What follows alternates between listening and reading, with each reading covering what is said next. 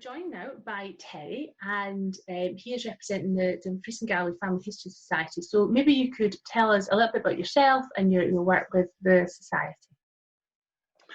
Hi Emma, yes, my name's Terry Brown. I've been a member of the Dumfries Galloway Family History Society since 1997, and I've been a council member for the last 2 years. I did that having moved around the country and eventually coming back home down to Dumfries, and we now live in Edinburgh, but which is handy for family history research as well. It is very handy. So I know that over the last few months there's been a lot of hard work going on with the website, the Dumfries Galloway Family History website. So we'll make sure that the link for this is in the handout, but I'll just show everybody the website now. And I think there's quite a lot of things that you have managed to add and some resources. So what resources have you added, what are available on the website? Well, the resources that are available are all under the resources tab, and it shows things like the graveyard photographic project, maps that are available, a newsletter index, pedigree charts, and the publications that we have available. And the surname index that's shown there is actually linked to the pedigree charts. That's the surname index of the pedigree charts. Excellent. So if we go into, maybe if we go into the maps. Yes, the maps is quite a short one, really. It's just that we have, under the maps, we have the parish maps in the middle and at the bottom there of the 3 counties that make up Dumfries and Galloway. So the one in the middle is Dumfriesshire, and the one at the very bottom is the parish maps for Wigtonshire and Kirkcudbrightshire, which by right-clicking on them you can download and save to your own computer if you wish. Excellent. Well, that's quite handy because we're going to talk about that a bit today, but understanding where things are in the geography is obviously very important, especially if you're not as familiar with the area. And you also mentioned as well about the newsletter index. Yes, the newsletter index is something that we started last year. We produced 3 newsletters a year, and we're now up to number 97. Number 98 comes out in November, and we started a project to create an index of the newsletters, and basically by putting information into the search window, like for example if you type in Maxwell, it will then highlight all the information that comes for Maxwell, and there you've got Amesfield, AMT, Maxwell Irving, and etc. Ah, brilliant. Oh, that is great. And you obviously, it tells you at the bottom there are 37 entries in our newsletters about Maxwell. It provides you with the year and the volume number and the page that it's on. And you can then buy that. In the past, you bought them from us if we still had any available. You'll see some are marked as sold out. But now that we've started the online shop, basically every one is going to be available as an ebook. Brilliant. And so people can find something that particularly interests them, and they can order that online. That is great. Well, that's a really good resource. That's fantastic. You mentioned as well about the pedigree charts. Yes.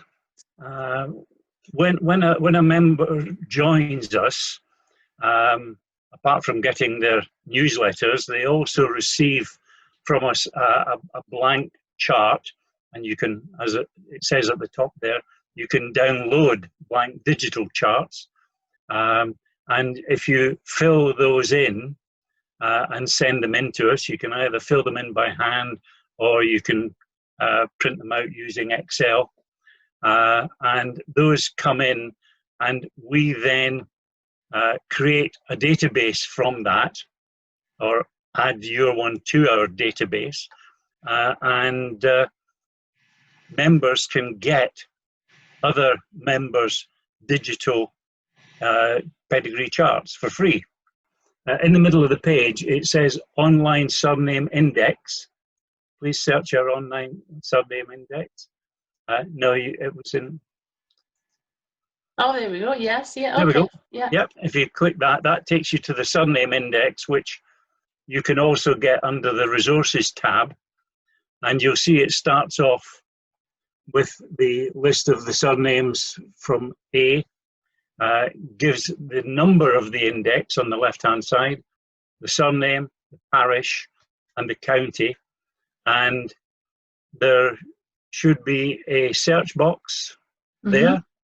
And if you want to search for a name in there, it will come up with the information as to who's got that.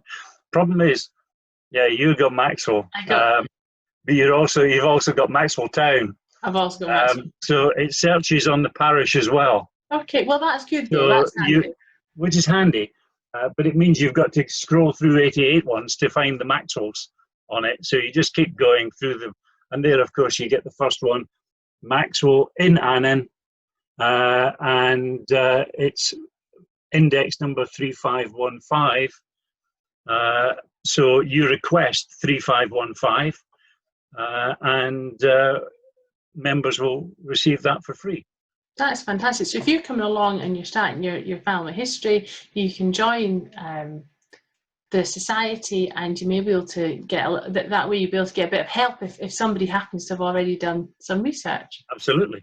And as you can see, that particular member, 3515, relates actually to somebody's membership number, which is how we then file them. But you can see from there, 3515 has got Maxwell's in Annan and in Balmagee in Kirkcudbrightshire. Yeah, that's very so useful. If you've got people spread over, it can highlight the fact that you've got people in the same area. That's great. That's great. Well, it's definitely something to check out. Now, obviously, at the moment, we're all a little bit limited because of the restrictions and access to buildings and things like that. But you also do, in normal times, you've got quite a lot of resources available in the research library as well. Yes, if you just click on the main resources menu, then it shows you what the resources are that we have. Obviously, we're trying to publicise our online shop, which is why that's at the top. And then it goes under the resources that are in the research centre. So we have census information, which obviously people can get from the Scotland's People and so on, but they can come in, they can search that at no charge in the centre. And there's various things on fish, our dross and poor applications, Ayrshire, place names, etc. We allow people to access Scotland's People from our centre if they don't have access at home. And then the library has a number of books on the local area and on family history. Memorial inscriptions. Over the years, various people have recorded transcriptions for Dumfries and Galloway, and we've expanded that as it's gone. I think we now have something like about 87 books of memorial inscriptions, and there's about another 5 in course of preparation. And those are all available, as are newsletters and newspapers, some of the old newspapers, which obviously people won't get elsewhere. They'll get some in the Ewart Library in Dumfries, but they won't normally get many of those on other sources. And then we have all parish registers on microfilm for people to search as well. And one of the most useful things that we tend to find is our parish boxes, the one unfortunately down at the bottom. Maybe it should be at the top. But the parish boxes, little snippets of information that we get about parishes, we put into a filing box, and you can just go through them. And some members or some visitors who have found bits of information come and hand them into us, and we just add them into the box. And it's amazing the snippets of information you get about things.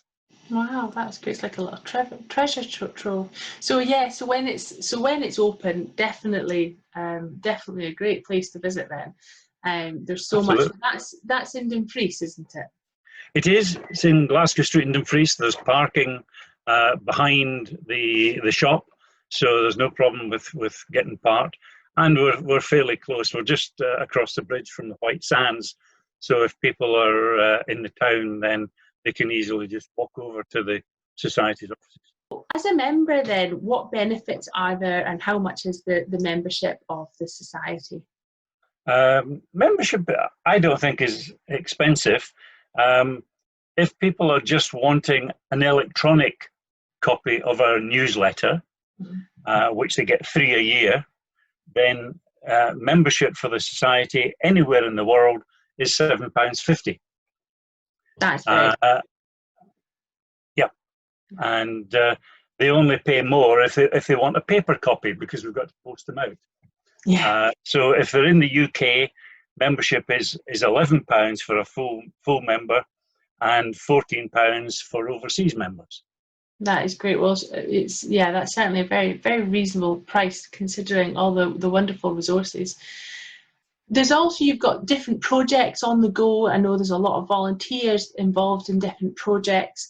And there was one which was the Graveyard Photographic Project. Yes, this is one that we started just before lockdown at the end of February. It's listed under the resources there. That's the one, which gives a bit of background on it. And the idea of it was to create a snapshot of our own local history by photographing every headstone in every graveyard throughout Dumfries and Galloway. And as such, it's a huge task because there are 237 graveyards. We started doing it, as I said, about 3 weeks before lockdown.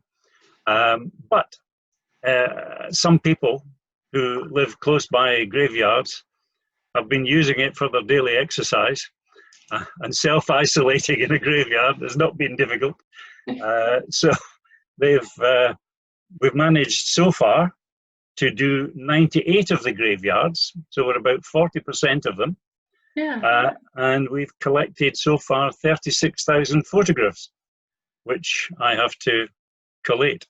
Yeah, that is great. That is a fantastic project, and it's always, this is the great thing about Family History Societies.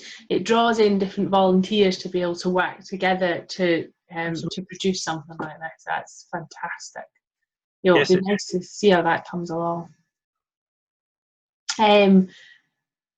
So you've got all these different projects, and there's also another thing that is new, which is absolutely fantastic, is your online shop.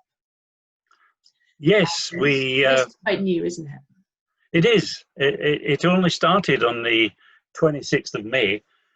Once we went into lockdown, we suddenly realised that there was an awful lot of people who were trying to find out family history information, and we couldn't help because the research centre was closed. Normally a research centre is manned by volunteers, and the majority of those volunteers are either in the vulnerable or the isolating categories.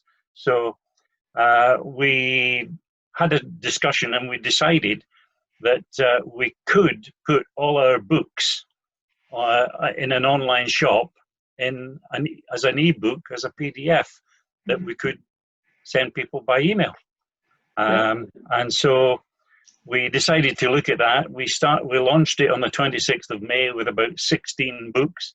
Bearing in mind a lot of these books weren't in that format, so we had to create quite a few of them as well from scratch, or recreate them. And now we've got 86, I think it says, if you click on memorial inscriptions at the top. Yeah, that's the memorial inscriptions for the 3 counties, plus there's one of Cumberland. And you'll see there it says 1 of 25 of 86 results. So there are 86 books in the category at the moment, and those are all the memorial inscriptions for each of those places. Mm-hmm. I think it should be emphasised just how useful these are, because memorial inscriptions can draw families together. They record information that's not in the parish records. It's an absolutely amazing resource. Yeah, it's taken a longer time to do it because you tend to read them as you're doing them. Yeah. And it's phenomenal, the information that's in it. I mean, there are parts of Dumfriesshire where in one parish, it's filled with surgeons who have died on boats. And of course, a lot of these, as you say, you wouldn't get in Scotland's people because they haven't died in Scotland. Yeah. And the family history that's there that shows people that have died all over the world that can connect through that headstone is phenomenal. Yeah. Yeah, we use them all. We've got the printed ones over in my shelf over there, and we've had them for a long time, and we are constantly using them because you can find something in a parish record, and there's so little information, particularly for a death. You don't know if it's the person you're looking for or not. Whereas often you get a lot more information on a headstone, and you're drawing together the generations as well. So they're definitely amazing. And also the price is very, very good. We see Applegarth there's only £2.25. So that is a great price to be able to get them for. I think our most expensive is £5.25. Probably and stretch that. Yeah, they go from I think £1.75 upwards. And even on the old parish registers, some of those start at £1. Yeah. And they're very good as well. We've got most of those ones as well, and they're very good because although we do have them on Scotland's People, you're paying for each image that you look at, whereas with these ones, if you get the transcription there, you're able just to look through them all, which is much more cost effective. Yep. You also have some things, I think, as well that are not available on Scotland's People as well. So it's good to have a little rummage through and see what's available. Yes, there's some where it's got irregular marriages, and even under the miscellaneous, you've got things like the Annan census for 1801, 1811, and 1821. Yeah. And that is a very, very useful, very, very useful resource. And if you have difficulty understanding the language, there's a Scots agricultural glossary as well. There you go. So have a good rummage around. If you're listening to this presentation today, head over and have a good rummage around and see what you might be able to find. So yeah, that's a lot of work, an awful lot of work that's gone into getting that online. So that's fantastic. I think as well you had a tip for people searching in the area, and I like this tip. This is really good. Yes, I get a little bit annoyed with this every time I see it. But if you're using Ancestry, then usually for Kirkcudbrightshire, a lot of the times it will come up as the location Kincardineshire instead of Kirkcudbrightshire. Obviously people here know that it's not, but there's a lot of people all over the world, or even in England, that don't understand the Shire system in Scotland. And even though you write to Ancestry, they still don't change it. No. We'll tell them again. So yeah, that is definitely one to watch. So we've talked there as well about you've got the £7.50 for the membership. Now I was having a little look as well online on your website, and you also get a discount to Find My Past. if you're a member of the society. Yes, And if you, sorry, go on. So it's just the time delay, isn't it? The discount that you would get would be well worth your £7.50. It can be, yes, and if you're taking out one of their sort of international top end packages, then you'll certainly save more than £7.50. What you don't get is if you're already a member of Find My Past, then you don't get any extra discount. Mm-hmm. So if you're not using Find My Past, you will get the discount. But Find My Past already give, I think it's a 15% discount when it comes up for renewal. Mm-hmm. So, which is the same as what we're getting, but we're getting it right from the start. So if you're not already a member of Find My Past and you're thinking about it, join the Family History Society first, and get even more back. Get more. Excellent. So it is really, really great. Excellent. So if people have got some questions about the society, can they get in touch with you? Yes, if they go onto the web page at ggfhs.org.uk, then there's a contact us section, and they can send an email to the secretary, or if it's specific about the photographic project, then my email address is in there, and similarly with the Pedigree chart project and so on. Also, as general information, if they want to keep up to date, at the right-hand side of our website, there is the option to join our mailing list. And they will get updated with latest news and updates. Brilliant. That is great. Well, thank you so much for letting us know what's going on at the Dumfries Galloway Family History Society, and joining us today. We really, really appreciate that. Thank you very much indeed.